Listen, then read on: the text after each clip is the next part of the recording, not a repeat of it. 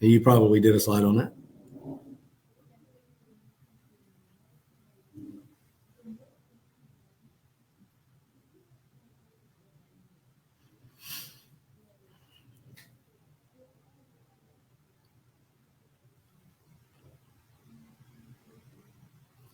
While she's pulling that up, you can see a lot of the other detail that's in there. We'll hit on each of those topics a little later.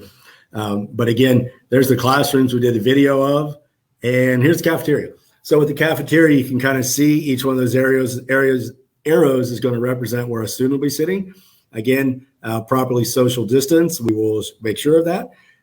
Students do not have to wear their mask in the cafeteria because they're eating, but as they're walking through the hallways, they will be social distancing.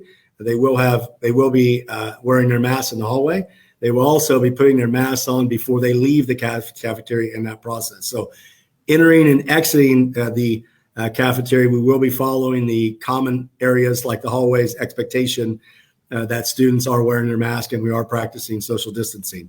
But we do want to make sure that we do reduce the amount of time. And we understand there may be times throughout a day when we have so many people, there may be times where we may not be able to meet the 6-foot criteria or the DHEC criteria for social distancing, but we want to make sure at those times that we have everyone who is masked up during those times. So with that, that's kind of the summary of the cafeteria.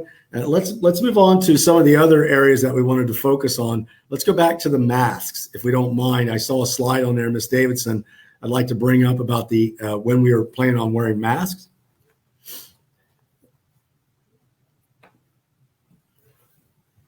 And I did notice something as we're getting to masks.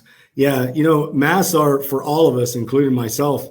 I think all of us, it's a huge paradigm shift or a change to have to wear them. But of course, the safety of others. And, we've all seen the images and seen the research and kind of the changing research on the importance of being masked, not just for ourselves, but for the safety of those around us. And, we've seen how the infection is changed by the masks.